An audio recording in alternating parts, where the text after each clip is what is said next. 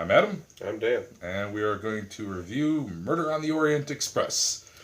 A little bit late on this one. Had a busy 2 weeks, I guess it was. Yeah, I mean, we essentially were pretty busy then. Couldn't really get together. And you were sick. Yeah, a little bit, and just with work and everything. Yeah. But I really enjoyed this movie. It was a lot of fun. I will temper that by saying it's probably not going to make like my favorite of the year list, but it's it's what you go to the movies for, basically. Like, it was a fun time.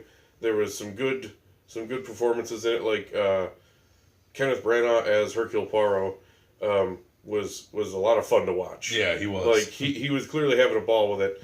And now I have come to learn, like, I know he and I discussed, so neither he or I have ever read the books that it's based off of, I never even really know anything about the character. I never saw the 70s film that was made too about it. So I have come to learn that he is portrayed differently in the movie than he really is in the books. This movie isn't getting Oscar buzz, but it's just like, if this was going to get any kind of Oscar nomination of any kind, Kenneth Branagh's performance is what deserves that Oscar nomination. Yeah. Everything else, I mean, we'll get into the other stuff, but everything else in the movie is kind of just, average to above average. Yeah. But I was going to say, beyond Kenneth Branagh's performance, everyone essentially does a very good job. In the movie. Most of the other performances range from, like, decent to very good. Yeah. And I was going to say, some of the highlights for me is, I'll name three that I think really stand out, besides Kenneth Branagh. One is Johnny Depp, who's not in the movie for very long, because, spoiler alert if you couldn't figure this out, but he's the guy who dies. He's the guy whose murder they're figuring out. And for the little bit he's in it, he makes every scene he's in count, and he's very, very good. Like, it was refreshing to see Johnny Depp actually once again doing what he was good at, and that is acting. Yeah. As opposed to, like, the last couple movies he's been in, Pirates, all that shit. Like, he seems to be just phoning it in, sort of thing. And this one actually seems like he was actually giving a shit about his performance. Yeah, like he was there to do the job. And maybe it was because maybe he didn't have to be on set, for the entire shoot. Maybe it's because he had a lighter schedule. I don't know, but he ended up giving a really good, memorable performance, in my opinion. The other one is Daisy Ridley.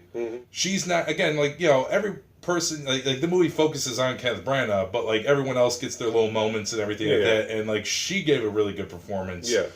And then the other performance, the last performance I'll name, that was surprisingly really good, was Josh Gades. Is that his last name, or is it Gad? Josh Gad, I think. Josh Gad. He was fucking phenomenal. Yeah. And like, out of all these side characters and the people he investigates, he's the one who tends to get the most screen time. And he does a fucking phenomenal job. Yeah. Beyond that, though, everyone else does give good performances. Like, Willem Dafoe's really good in it. Yeah. Penelope Cruz is good in it. Michelle Pfeiffer's good in it. I will say the other thing, and it's one of the, I don't even know if it's a negative in the movie, but it's one of the parts that made me kind of scratch my head a little bit, was the ending. Now, I've come to learn that is slightly different than in the book also. Now, I don't want to spoil it, because, again, I thought it was a good movie. You don't necessarily have to see it in theaters, but you should watch it. It's a lot of fun, even if it's just, on Netflix or however you do it when they're not in theaters. But definitely see it. So I don't want to spoil the culprit for you. But the one thing that I kind of didn't like was how he figures it out, because he just sort of comes to the realization without there really being like a through line that we see. Like, there's a couple of false leads which they show, and that's done well. But then when he finally figures it out, it just sort of dawns on him. And I mean, he's talking it through, but it doesn't feel satisfying. Is the point. But then I've come to learn that the actual culprit is the same as in the book, believe it or not. But the way he gets there is different. We learn that the victim was kind of a scumbag. And he, while murder is not the legal way to deal with that, basically the whole movie sets up that, like, he kind of deserved it. And so the moral quandary then becomes, Hercule finds out who did it, but he's also finding out through the whole movie that the guy kind of deserved it, and the cops weren't the ones who got there first. So, and, like, the culprit basically also deserved their revenge, essentially. And so the moral quandary is, how does he deal with this, being a man of the law, a man who believes in what he thinks is proper justice. And stuff like that. And, like, how does he deal with that? Which is a fantastic theme, and, like, he gave a good performance of how he dealt with it and all that stuff. It wasn't super satisfying, and I found out that in the book, it is handled differently. You know, we say a lot of positives. The one negative, or another positive, I'll say, the one thing the film does really great is setting up this character. Yeah. Because, like, the first, like, 5 to 10 minutes is us being introduced to this character, and it's extremely well done, especially if you don't know who this character is, you don't have any recollection or any knowledge of the books and the character himself. It does a fantastic job at setting him up, and it's really well done, and it's really funny. Yeah. And that was kind of weird, because I remember, like, when that was playing, I looked at you going, I had no idea this was going to be a comedy. Yeah. And there are lighthearted moments in that first act, but then, like, once Johnny Depp gets killed, it all gets really serious. Yeah. So I can see how some people, like, that might be jarring to somebody. Yeah, no. So all of a sudden be very lighthearted, then all of a sudden become very serious. But I actually liked it a lot. I really liked the setup of it. Yeah. And the only really big negative I have towards the film is some of the cinematography, which is amazing. Some of it is rather questionable. like for instance, like when he's investigating the crime scene, when he first discovers that Johnny Depp was murdered. When he's investigating the crime scene, it's this entire, like, overhead shot, like we're looking down at them, and that's how it stays. Now, they used the shot a couple of times while he was exploring the train for the first time, like that, and there it was really nice. It was really cool. But as he's, like, trying to investigate, like, this tiny cabin, and that's the only shot we got, there's times where he's telling the guy, hand me that, what's this? Give me that. And, like, we have no close-ups or any idea what he's being handed. Yeah. And that's, like, the only thing I really questioned was, why did they go with this angle? Because from an audience perspective, I don't know what he's looking at. Right. So then when he brings the stuff mystery, up, you want to see the clues. Yeah. And then when he brings the clues up, like, at one point he brings, like, for example, he brings up, what was it, a pipe filter, or a pipe, a pipe cleaner. Yeah. And he shows this and tells the guy, I found this in the cabin. And I'm like, I didn't even know he did find that in the cabin. Yeah. And, like, that was, like, so, like, even though most of the cinematography is really good, there are questionable shots like that. So that was really my only big complaint about the movie. Yeah. Is there anything else you got to add, or? I mean, not really. Like I was trying to say, like, it's probably not going to make my favorite of the year list, but there's a lot of moments I really enjoyed, and I think, you know, like, barring those couple of like, iffy things, it's like a very fun experience. Like, it's an enjoyable movie, and like I said at the beginning, it's what you go to the movies for, when you just want to have a good time, and you just want to, you know, enjoy yourself, and, like, the mystery, other than, you know, a couple of moments, is presented satisfyingly, so that you're right there with them, and you're feeling it, and you're, you know, even the parts that don't pan out, it's like you understand it, and you're right there. It's not one of these movies where they throw the big twist at you at the end, and then it's like, oh, it came out of nowhere. Like it does all make sense in the end. It's just, you know, a couple of moments are iffy, and then I like the cinematography. And the only other thing I want to mention is I really like the look of the movie, because it's a period piece.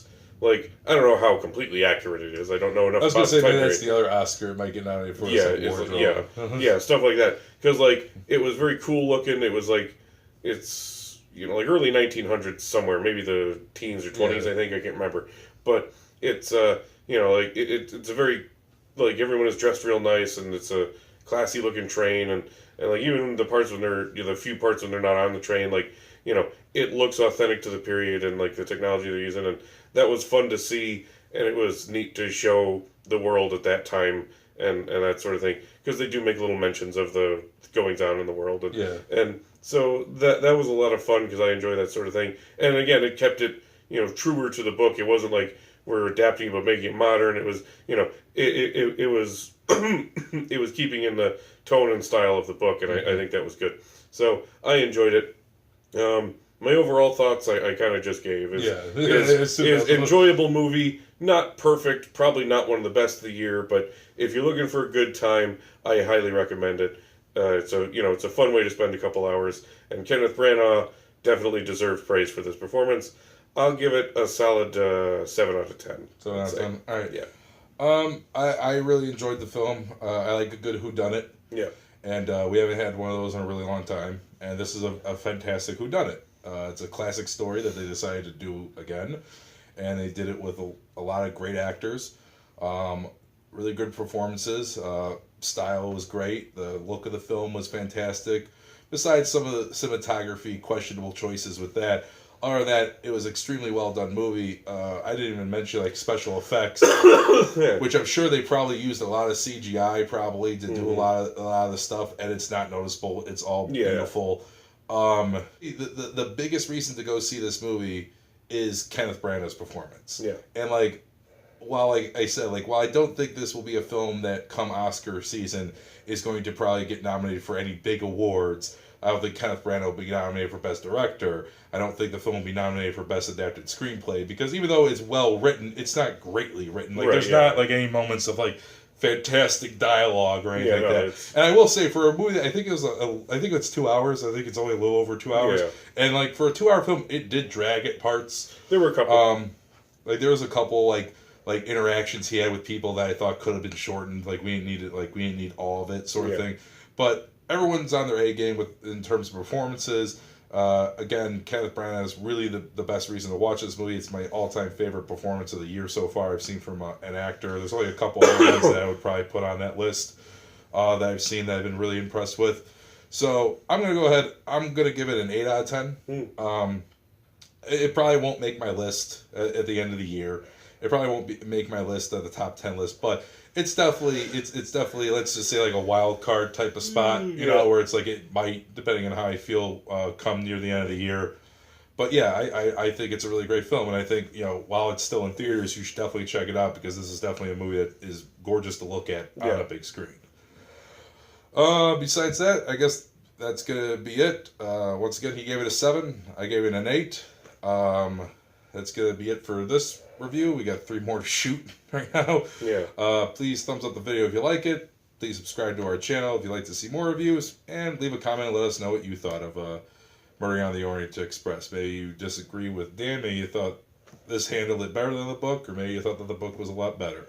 Maybe you thought the 1970s version was a lot better, which I've never seen. So beyond that, thanks for watching, and we are going to be back in a little bit with Justice League.